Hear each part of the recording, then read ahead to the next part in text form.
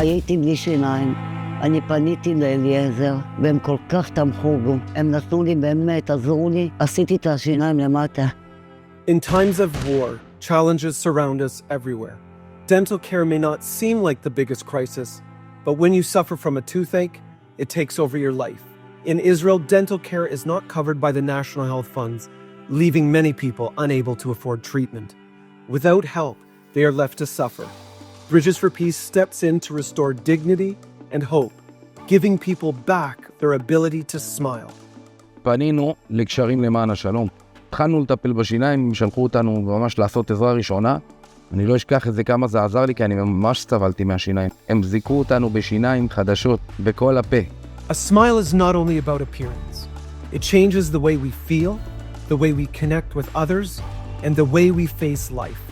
Right now, Israel needs reasons to smile again.